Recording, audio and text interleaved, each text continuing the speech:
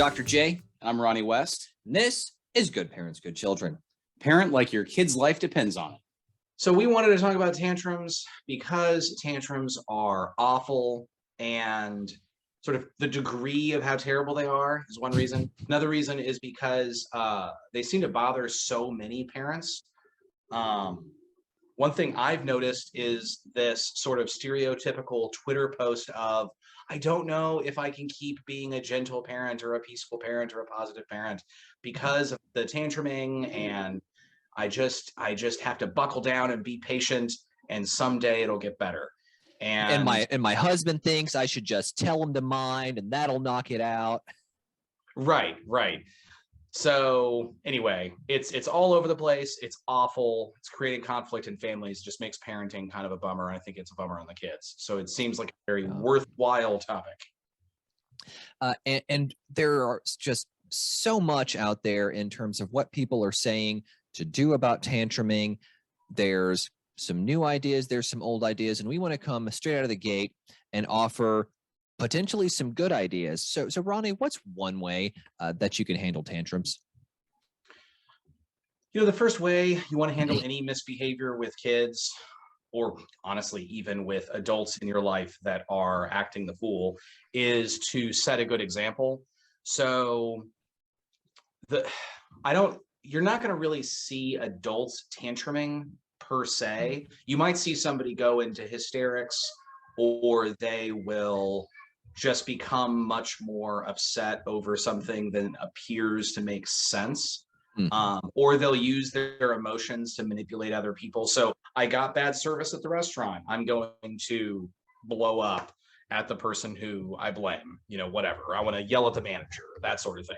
So I think one thing to do if you want to deal with tantrums in your family with your kids, just don't do that stuff. Don't be an example of calmness in general, and sort of have a happy, grateful, content kind of a demeanor that is in general emotionally level.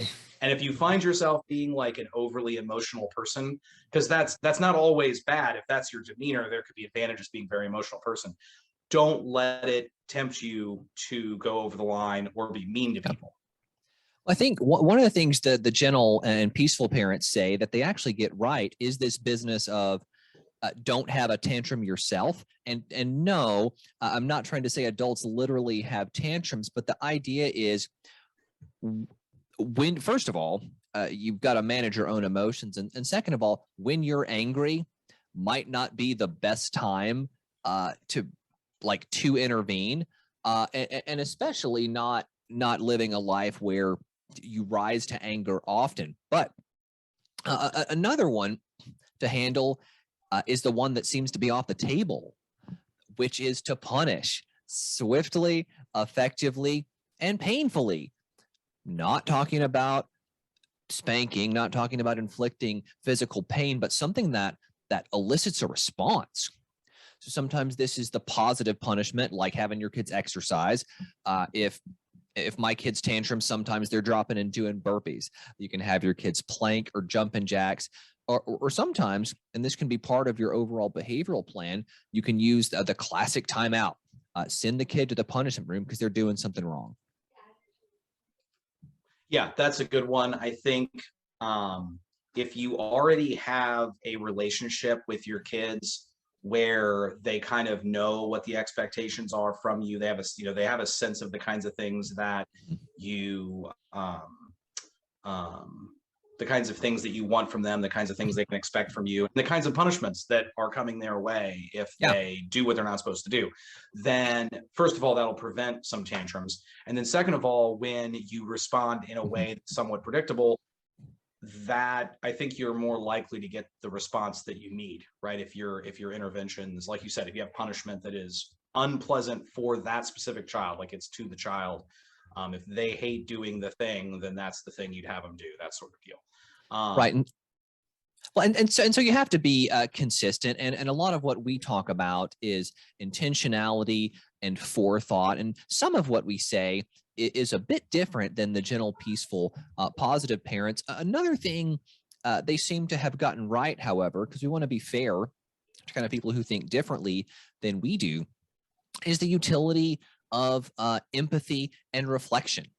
If a kid is having a tantrum, just experiencing a strong emotion, they're not in touch with feelings like adults are. It can be helpful to just point that out to them. Um, Hey, buddy, I noticed that you're really angry. Yeah. Or, hey, it looks like you're sad and upset. And a lot of times just showing that you get it will bring it down a bit. Yeah, it's kind of, it can be shocking how well that can work. And so on the one hand, I think that we can come off as being fans of punishment. And in a sense, I am, because I think it can be really useful. But the best punishment is when you don't have to do it that often. And this is a nice technique that might work before the punishing if you have if the kid's pretty well trained, so they're just sort of out of sorts, you might be able to just use these words and they snap out of it, and then they're doing what they need to do. Yeah. The And other this is thing almost that helps with all of this, though, yeah. and this is really, so this is not exactly the same point as being an example of calmness, but it's very related. Mhm. Don't let their behavior get you going or get you riled up or make you snap. So that's why you want to have sort of a relaxed, nonchalant attitude, not just in life where you're grateful and happy, like that's in general. Specifically, your kid is, one could argue, and I think this is definitely true for older kids, that if older kids are tantruming, they want to get a rise out of you. Like that's part of what's happening, at least some of the time. So you want to, it's not that you don't care, it's that you don't let them get a rise out of you, right? You're remaining level-headed the whole time. That's going to increase the likelihood that punishment works. It also increases the likelihood that when you empathize, that you're doing it in a calm way, they're more likely to mirror your calm attitude, and that can smooth it out right out the gate. You know, you're talking about some of these things that are, they're both ways to deal with the tantrum as it's happening, but also ways to prevent it, just kind of as you see that emotional wave start to rise. You know, there's this empathy of feelings. There's also empathy or reflection of possible thoughts, that if you can identify what they're thinking, hey fella, you didn't get any dessert tonight and it seemed like you thought that was unfair. But they're children. So to come back and offer an alternative thought too, like, did you see anybody get dessert? Like, or, you know, or if your brother or sister did you want a reward on your reward chart tonight? Right. Just like making sure, you know, now the kid doesn't have to know everything the parent's thinking. They don't have to know the why, but if you can help push them in that direction, that's really what we're aiming for.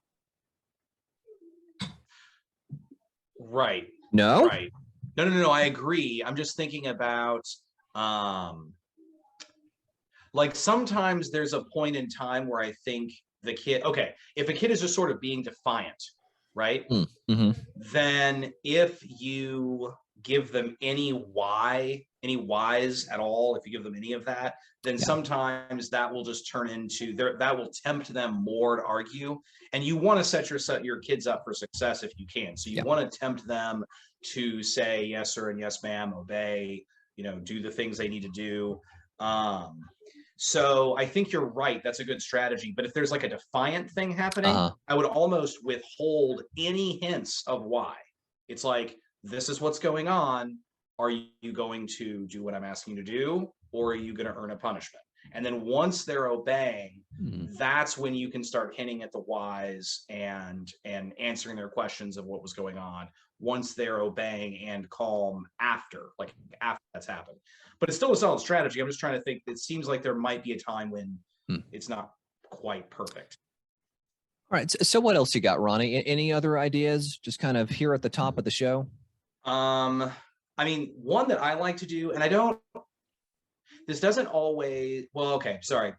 So one of the things I like to do, I like to videotape them, right? Like if they're acting a fool, if they're doing it, like the behaviors we're talking about are embarrassing. Like when my young children have seen other kids tantruming, my young children, it's like you see them in their eyes and it's like they're watching a train wreck and it's grossing them out and making them like that kid a little bit less or not want to be around them, but they also can't stop looking. They're just like like this, kind of a thing going.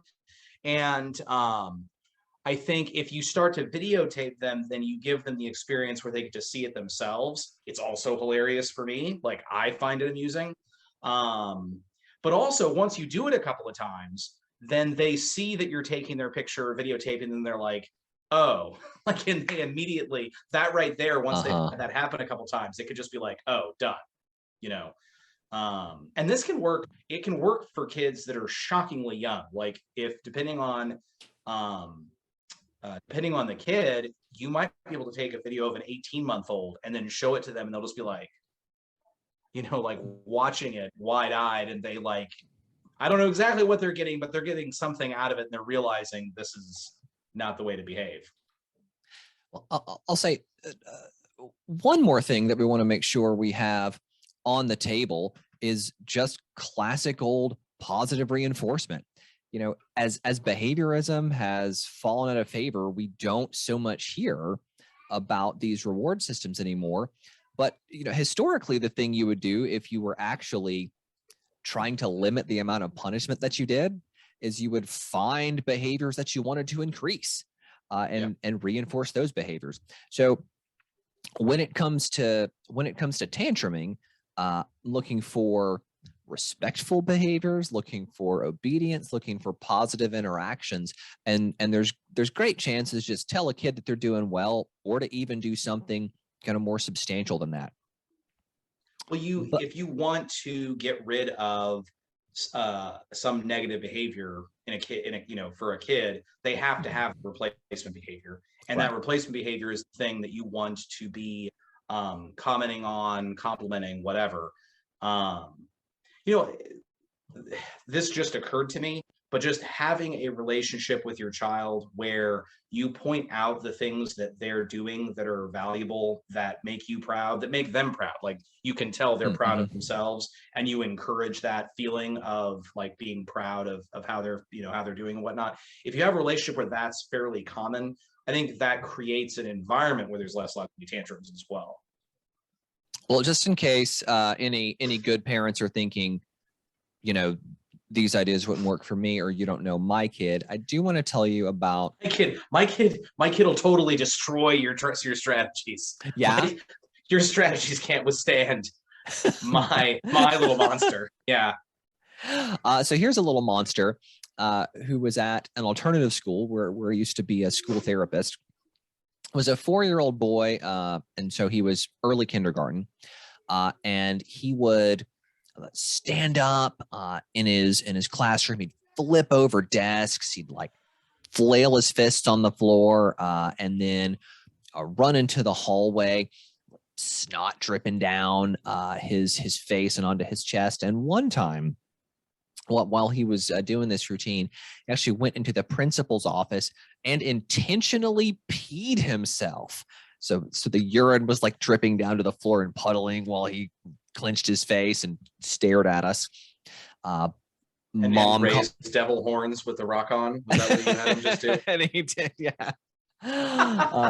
And as you can imagine, his mom thought he was a little monster. She actually thought maybe he was possessed. She said something's in this guy. All right. So I don't want to pretend that it's easy, but we did help him get over this. And here's how it went. It was actually that last intervention, that finding something positive that we could reinforce.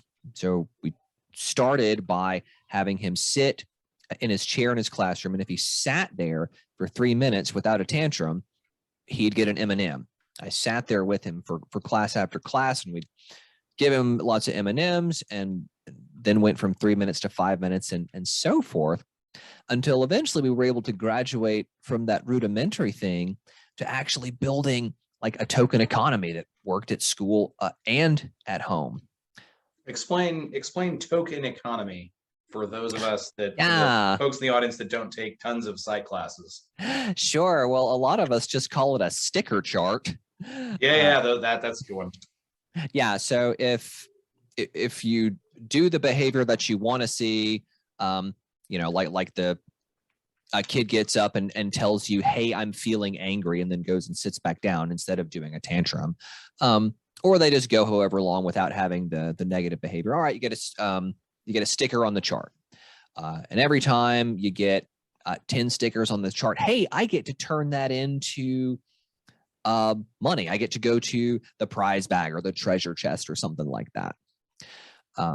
And sometimes people will use it to build up a number of tokens or coins that you can exchange for something tangible. But that is a solid, that's a solid strategy that can work for many things, not just tantrums. I feel like especially kids that are like under 10 or like not like, tween or younger, definitely single digits. It's great for that. And again, with this guy, I don't want to act like it was simple, because remember, he was actually quite violent. Sometimes he would, not just his desk, he'd knock over furniture, hit other children. And so part of my work in teaching with his mom was a gentle holding of him. If he was tantruming, then somebody was probably going to get hurt. And so we worked on doing. Say again? How big was this kid? Oh, he was tiny, but his fist still hurt. Yeah. Well, and that's okay. Well, so I was curious about that, but even if he was tiny, you can imagine if a tiny kid can create some pain, imagine letting this behavior slide into the teen years, and then you're like with a 130-pound kid or 160-pound kid or whatever. I mean, as always with parenting, you want an ounce of prevention, and even though he was way past an ounce, we were still preventing for the future. And so it was the gentle holding, which actually is restrictive, unlike the gentle, peaceful, positive parents would tell you. We're keeping him from hurting himself and other people, and a classic timeout. So eventually, moving from that physical restraint to, as he becomes more obedient and he's told to time out, he would actually go to timeout, right? And then moving away from, okay, actually taking you away from timeout is just, oh, I'm taking one of your toys away. And so decreasing kind of the severity of the behavior, the severity of the punishment as it was having better effect with him. Yeah. So that in and of itself is rewarding that he can see that as he gets more mature and is doing better, it takes less negative actions for, as time goes by. And you're not just rewarding the simple small behaviors like the micro level, you're rewarding the macro level, where the fact that you're going with the program means that everything is just smoother and better. Life is better. And, you didn't mention this piece, but I would imagine that this kid was getting other sort of side benefits from his improved behavior, like having more friends and having more fun, and teachers voluntarily giving him pleasant attention because they didn't want to before, because he was such a stinker, right? So obnoxious. But I was going to bring up the teachers. I mean, there was a teacher who I'm pretty sure wanted to leave teaching. And then she turned around and was just bright every day and cheery with him. I mean, it was amazing. Yeah. So that speaks to one of the reasons why I think it's so important to put a stop to the tantruming when the kid is 2 or 3, certainly by the time they're 4 or 5, like, come on, we can do this. If you're letting it go on into kindergarten, 1st grade, 2nd grade, and this is still happening, it's just the kid's going to have a hard time making friends, which is brutal. And we've done a video on mentorship and the importance of mentorship. It's hard to get good mentors when you're a tantruming little punk. Like, you need to be respectful of other people, the people around you. Well, and that social punishment isn't having as much effect either. Like, getting a crossways look from a peer, like your kids, ought to be enough to, oh, okay, it seems like I'm out of line. But when it's got to the point it was like this kid, then the punishment system kind of has to rise to the occasion. Like, you really have to ramp up what you're doing. Well, and I wonder if once you've engaged with that for a while and he's behaving better, I'm wondering if he will, if he might notice some of that just a little bit. Oh, right. Does he Maturity build increases. insight? Absolutely. Well, and so, the Yeah. maturity increases, making more friends, enjoying those relationships. He was used to the kids shunning him or not wanting him around at all. Now he's got some friendships. So when he behaves in a way that no one wants to be around, and then the friends withhold relationship, he might actually notice it, and then you're getting that friends punishing each other thing in a, hopefully in a healthy way, not just bullying and exclusivity and obnoxiousness, but where you have to behave yourself if you want to have friends. You have to be likable if you want to have friends. Ronnie, we've been talking about tantruming this whole time, and I get a sense when I listen to other parenting groups or podcasts, there's kind of a sense that we kind of all know what we're talking about, and I don't really think we do. I think this is a situation where it's really important that we actually define terms on the front end. So Sure. Can you hit me with your definition of a tantrum? So like you described it in your example pretty well. So you can think about what's going on with that kid, right? There's you look at them. And so the word for, in psychology and mental health, the word that describes emotions as far as people that are outside of them looking in, like we see the physical manifestations, the emotions, we see the outside of it. That's called the affect, right? Uh-huh. So this kid has an affect, and he's showing his anger through the clenched fists, through the change in his breathing, through getting red in the face, and like just his, not just clenched fists, clenched body, right? Like these kids will clench their whole clenched body. Up. Yeah. Clenched up. They might drop down to the ground or whatever, right? So there's these sorts of things. You see like the sense the kids kind of getting out of control, right? That's kind of part of a tantrum. There's this bodily physiological response that's happening. So in fact, we're not talking about disobedience only or defiance only. It's in the context of this emotional thing that's happening, this affective response. Yeah, it's kind of like the kid, and when I say this, I'm not saying that the kid doesn't have choices or that they're not embracing this. I think that kids are embracing this, kind of often, and you have to teach them how not to. But it's almost like they start riding a wave or running a program, right? The program is just running. Yeah. It's going. They're on the tantrum program. And the tantrum program, if your parent tries to pick you up, you drop on the ground. If your parent tries to get you to do something, you yell no, or you hit, or you run away, right? So it's like everything becomes defiance, loud, angry. You're not going to do what they want you to do. That's the kind of, and you're out of control emotionally. It's out of control emotionally, and the tantrum program kind of runs you to be out of control behaviorally. As if there's this giving in to the aggressive impulses, the defiant impulses. But we're almost talking about tantrums like this, an emotional response that happens, often anger, that kind of sets the stage for disobedience and defiance. Am I getting that right? Yeah, I think all that's true. And there's also, I think you get the sense that when these kids are having a tantrum, they want you to be upset. So there's this directional nature to their behaviors and emotions, affect, where they're trying to rile the person with them up, right? They want the parent out of control with them. It's laced with this. Like, I'm inviting you to ride this wave or go through this program with me, right? And I think part of our interventions, I hadn't thought about it this way at all, really, but the kids writing out this tantrum program, part of our intervention is saying you need to have a completely different program, right? You can't run the kids program.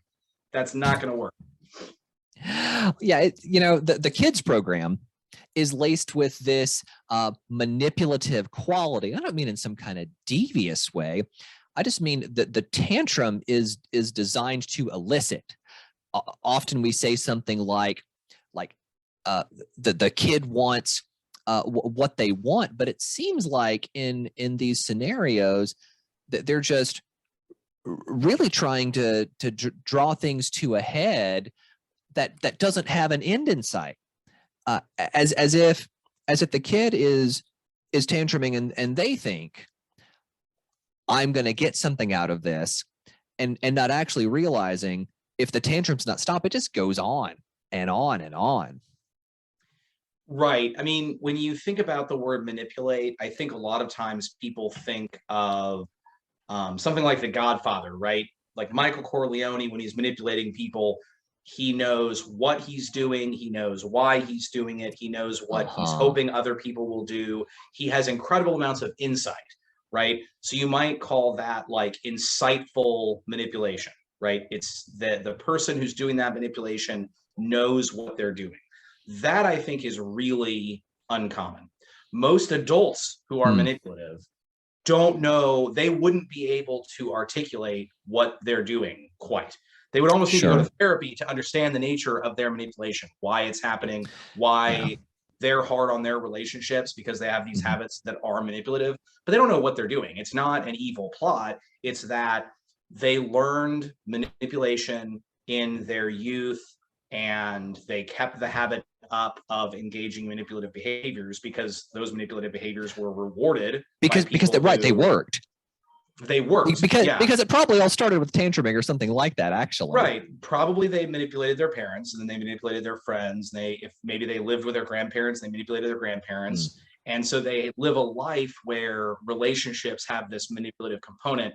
It's not insightful manipulation like Michael Corleone. It's just that they are manipulating as a byproduct of how they live their lives, right? Well, okay, so that can happen with adults. And I'm thinking about people that might have, in particular, you might think of someone who has a personality disorder, like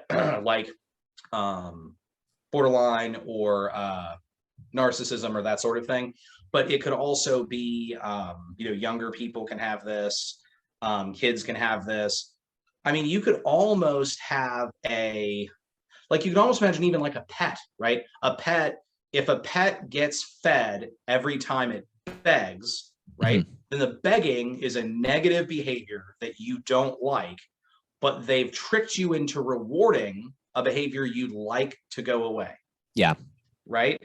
So it's not a matter of intelligence. It's not a matter of maturity. Manipulation can happen from just about any source. So, I mean, a kid who's 2 years old can begin a behavioral program that involves manipulation. Well, and you pulled us back again to reinforcement. This is a good time to bring up what the general peaceful positive parents say about tantrums. Gentle peaceful positive. Yes. The gentle GPP. Peaceful positive, the GPPs. So what the GPPs say about tantrums is they say they're not bad behavior. They say that's a morally neutral behavior. They say that tantrums are a legitimate way that your child communicates their needs. We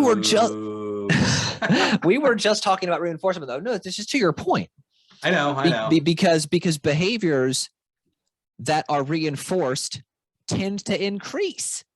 And if you reinforce tantrums by giving the child what they're trying to get, you're gonna see more tantrums, right? Goodness, man. I do have a position on whether tantrums are bad or not. They are, but even if you don't want to take a position on good or bad, that doesn't make them legitimate communication. Like, they're still just behavior. Oh, it's a fantastic communication. I mean, it's super duper effective. Like, the kids can, some of these kids are able to just have tons of control over their parents. It's just incredibly high cost on the parents and the kids. Okay, well, and on everybody around them. I know what you meant. We are obviously in agreement. I was just being, silly, of course. I'm actually not disagreeing with you. I'm coming in and being devil's advocate. I'm being GPP now. But Ronnie, if somebody's thrashing on the floor and banging their fists all around, don't they just need attention, food, rest, more stuff, or to know that I care about how they feel? Right. So if this is a pattern of behavior, no, right? Because if you're doing your job as a parent and your kid is on a somewhat normal schedule, like they're on a kind of a normal feeding schedule, they're on a kind of a normal sleep schedule, they trust you where you don't break your promises, which include promises for good things and promises for bad things if they misbehave, right? Like you're consistent and trustworthy, and they know that if they misbehave, that things aren't going to go great for them. Then that it's not necessary, right? So, and the other issue that's really, really important with these tantruming behaviors is it's not good for the kid. The kid feels bad. And this is an important concept for all of mental health. And we're going to hit this more in like the sequel to this, and maybe even in the end of this video. Let's hit it again and again. We'll hit it again. Yes, absolutely. Yeah. So we choose, to some degree, we choose our thoughts, right? Some of our thoughts are sort of automatic, but even when they're automatic, it's like you're running a program. Well, while you're running your programs in life, right? Like we are sort of running multiple layers of programs all the time. And our job is to identify programs that hurt us, hurt other people, that are not virtuous, they're not competent, they're not working. And we change those programs while we're running the other layers of programs. And it's complicated and it's difficult. And that's sort of like habits in a way. But we need to be training our kids in this too. And kids aren't born knowing how to behave. They're not born behaving well. They're not gentle or peaceful, and a lot of times they're not positive either, right? That's not how they're born. They're positive sometimes, sure, not all the time. No, like kids will sometimes get in the habit of being very negative in their thinking, for whatever reason, right? Like, oh, I don't get to do that thing that I wanted to do, like this kind of thinking.